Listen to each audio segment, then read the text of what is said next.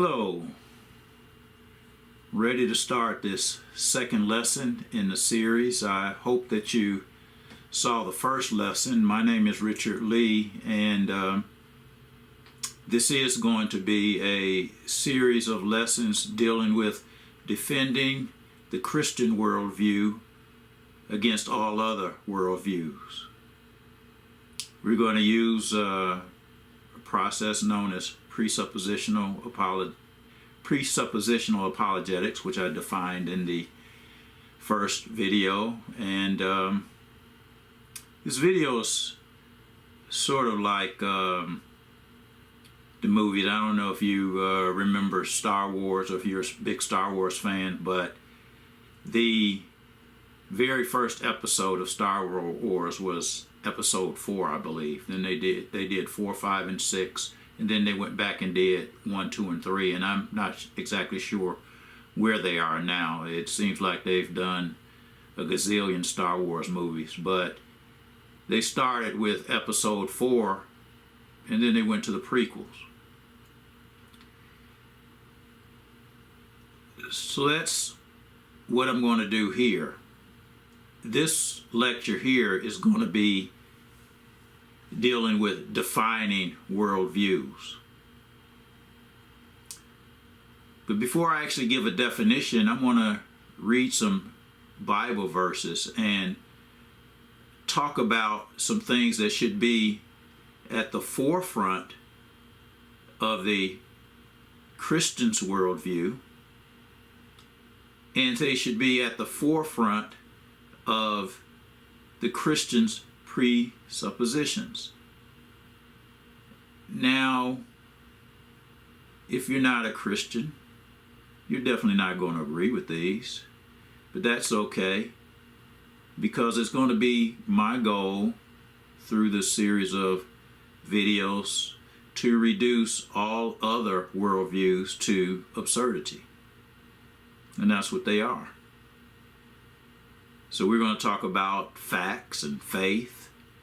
Not in this lesson. In the next lesson, I'm going to go in and talk about facts and what they are, and faith and what it is, and how faith is really founded on the rock. Faith is founded upon substance, and not, as some people believe, it's founded on nothing. But what you're going to find out is that other people's faith are really founded on nothing.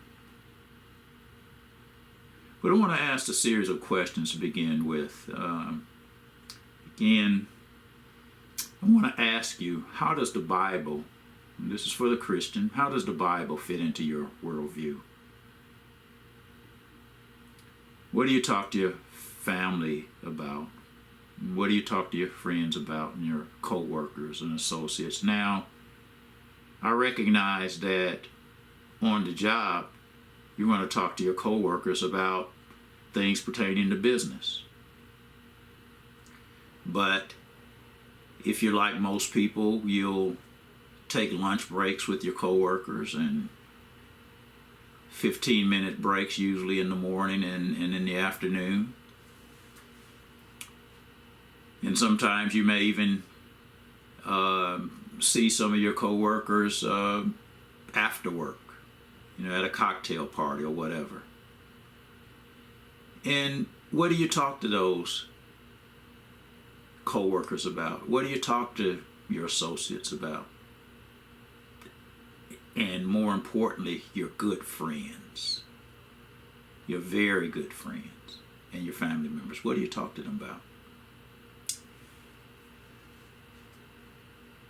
Well, I'm going to begin with some Bible verses, and these are some things that you should be talking to them about. And I'm going to start at the beginning.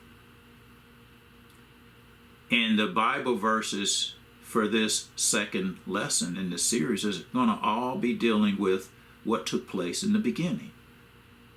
Because from a Christian perspective, this material world did have a beginning. Now, God doesn't have a beginning. God has no beginning at all. He was from everlasting to everlasting. First verse that I'm going to read is the very first verse in the Bible. Genesis chapter 1, verse 1. It reads, "In the beginning, God created the heavens and the earth." Again, God has no beginning. That's the beginning of this material world. Now, I better do this now before I forget, but in the next lecture when I talk about facts, I really want to emphasize some things. Like, for example, in this verse, the word God, which is in the Hebrew, is Elohim. Well, Elohim is in a plural format. That's a fact. No one can dispute it. Anyone that knows anything about Hebrew grammar at all, and I'm not an expert on Hebrew grammar, but anyone that knows anything about it will tell you that this word God is in the plural form. And the verb bara, which is translated as created in this first verse, is in a singular form. Now, that's unusual, and I'm not going to go into the interpretation of that. I'll leave that for you to do, or I may talk about it a little bit in other lessons, but the thing that I wanted to point out is those grammatical constructs are indisputed facts. But we see from this verse that there was a beginning. Now, I want to turn to the New Testament, the Gospel of John. We're going to read something about the beginning in the very first chapter of the book of John. I'm going to read chapter 1, verses 1 through 5.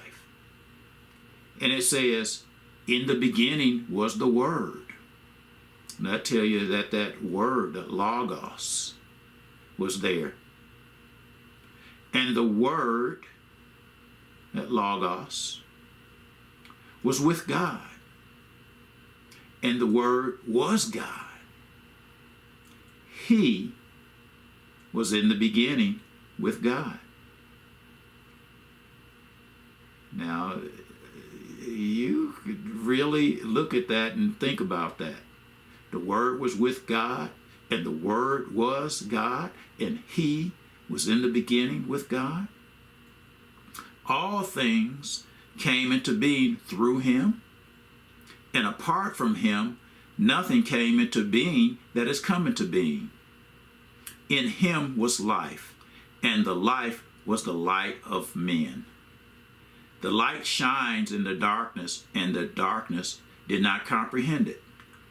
Now I'm going to skip down to verse 14 of this first chapter, and it reads, "And the Word became flesh and dwelt among us, and we saw His glory, glory as of the only begotten from the Father, full of grace and full of truth." That tells you that eyewitnesses saw this logos that became flesh, and they testified about it. John in this gospel testifies about it. So we've got the witnesses of men.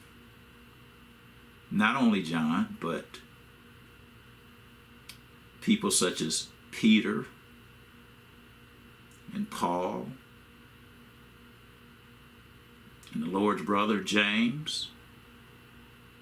We have many, many witnesses that's going to testify about the glory that they saw. And every one of them didn't see exactly the same thing, but we got eyewitness testimony. Now the Muslim can attest to that, and the Muslim is going to have a problem with saying that the Logos became flesh and that the Logos was there at the beginning. But again, we're going to reduce Islam to absurdity. That's going to be my goal, but we're not going to do it in this lesson, so I hope you'll stick with me. Now let's go to the book of 1 John, written by this same apostle, which we sometimes call disciples, a student. He was a student of Christ. And since there is a 1 John, we'd have to assume that there's a 2 John, and for you Christian Bible scholars, you would know that there is also a 3 John. And you also know that this same apostle that wrote the Gospel of John and the epistles of John also wrote the book of Revelation. So we begin to see that John, who is this eyewitness, is going to testify. So what does he say in the book of 1 John, chapter 1, verses 1 through 3? He says, what was from the beginning, what we have heard, what we have seen with our eyes, what we have looked at and touched with our hands concerning the word of life. Now, for you empiricists out there, and I'm going to talk about empiricism as we go, that's what was experienced through the senses. Again, John is telling you about what he heard, what he saw, and what he touched. He was an eyewitness. Now this was concerning the word of life. And the life was manifested. It was made known. And we have seen and testify and proclaim to you the eternal life, which was with the Father and manifested to us. It was made known to them. What we have seen and heard, we proclaim to you also, so that you too may have fellowship with us. Indeed, our fellowship is with the Father and with his Son, Jesus Christ. Again, stop and think about this word son. It's not talking about a son in the sense that we everyday people get together and have children. You know, through a relationship of man and woman getting together. Christ is not the son in that sense. And again, the purpose of this lesson is not to break down all of the intricate details of the Bible.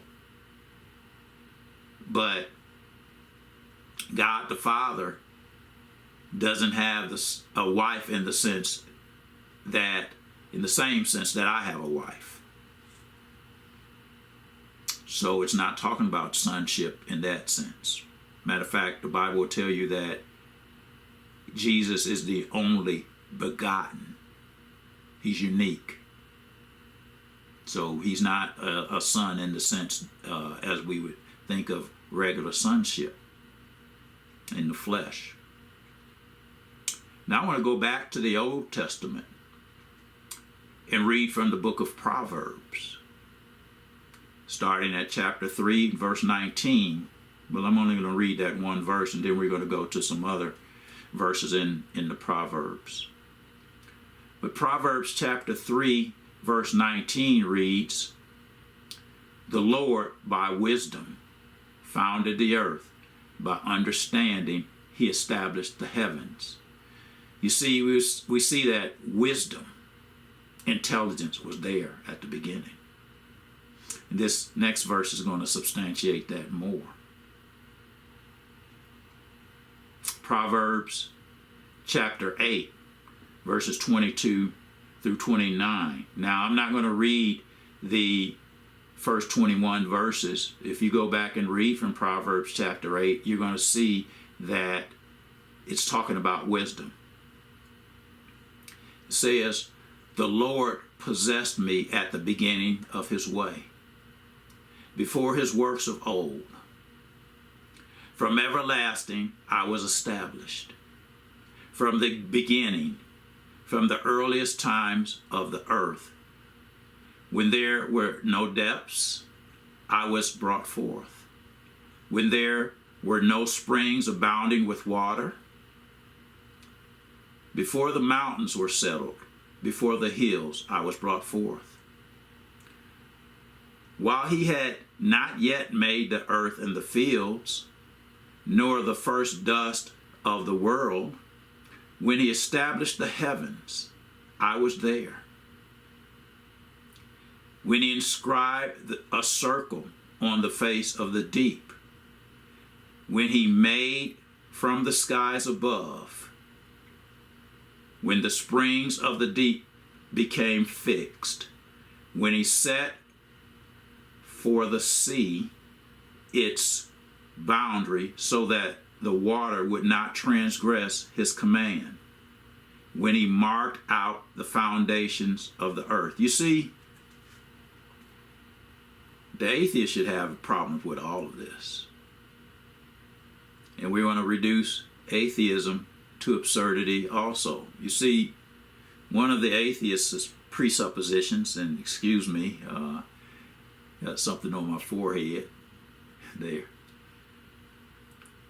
But one of the presuppositions of the atheist is this, that this just happened by chance. Some of them believe that there was a particle known as the Higgs boson particle, and that it just exploded and blew up, and after upteen billion years, we got to where we are. Now, I said upteen billion. I think they talk about 4.5 billion or something. The number doesn't really matter to me. The point is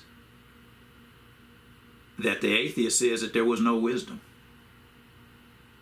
and that it just happened. And if there was no wisdom, then it would have had to have happened by chance. There was no plan. Now, there's a third point of view, and again, we're not going to get into that right now, which gets down to, well, maybe aliens put everything that we see here, maybe the aliens did it. Well, I didn't talk about that in the last video in the outline, but I think that I may need to address that one later on too. Should address that along with atheism. In this last verse that I want to read is again for you Christians, and it should be at the forefront of your presuppositions and worldview. It says, Proverbs 1, verse 7 says, "The fear of the Lord is the beginning of knowledge. Fools despise wisdom and instruction." You see, fools don't want to listen to the God that created everything in the beginning. It says they despise wisdom and they despise instruction. Now, this word I didn't look, but typically in the Bible, the law, Torah, is translated as instruction. I'm not sure if that's the case in this verse here, and I'm not going to go back to look and see. Again, as a Christian, that could be one of the things that you might want to explore and see what Hebrew word was actually used here for instruction. Now, what I want to do is read the definition of a worldview. And that is the crux of this lesson here, defining the worldview. And I'm going to be very slow and meticulous. Some people might look and say, well, you're slow and meticulous anyway. You don't do anything quickly. Well, I try to be thoughtful and slow and meticulous. And you see, I'm smiling here. And I do have a sense of humor. And, you know, I was told by people that I love very much, don't focus so much on your sense of humor. Be yourself. Well, this is me. And I do have a sense of humor. Can you see the smile? A worldview is a network of presuppositions. It's not one. They come in groups. So it's a network of presuppositions which are not verified by procedures of natural science regarding, whoa. Now the atheist is definitely going to have a problem with that definition, because they're going to want to verify everything through natural science. Well, you want to see that there are some things that they can't verify through natural science. Let me continue to read the definition and I'll comment more on that. But it's regarding epistemology. That's knowledge. How do you know what you know? Everybody talks about what they know at some point in time and what they don't know at some point in time. Well, there's a whole school in philosophy dealing with how do you know what you know, and that's called epistemology. And then the second bullet regarding this worldview deals with metaphysics, what's real and what's not real, and ontology, that is the nature of being. And the third leg that we're going to really emphasize is ethics. Now, for you atheists, again, how do you come up with a method with dealing with ethics from the point of view of natural science? But I know that you atheists and everybody else at some point in time thinks about what's right and what's wrong. Well, again, we're not really talking about atheism right now, but you atheists don't have a standard. No way whatsoever to determine what's right or wrong, what's moral and what's not moral.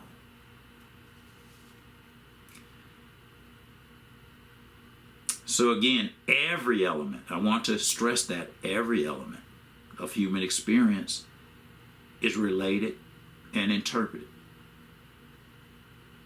Now, we listed three major things, but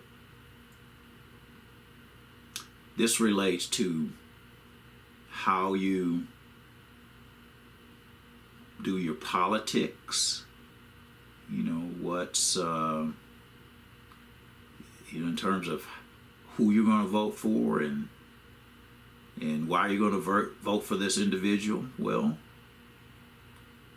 that has to come into play in your worldview. And what do you think about people in general? We call that your philosophy of man or mankind. That has to come into play. So everything has to come into play.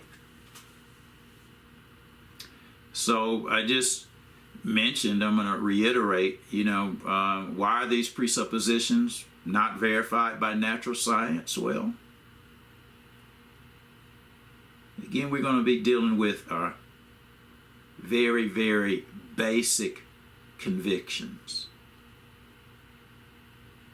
For example, what do you do when a loved one dies?